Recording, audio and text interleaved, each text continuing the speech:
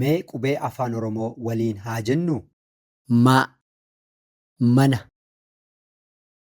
ma, Muka, ma, meetii, ma, morma, ma, mana, naa, nama,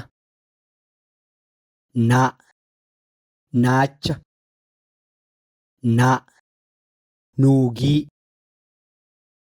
naa, nama,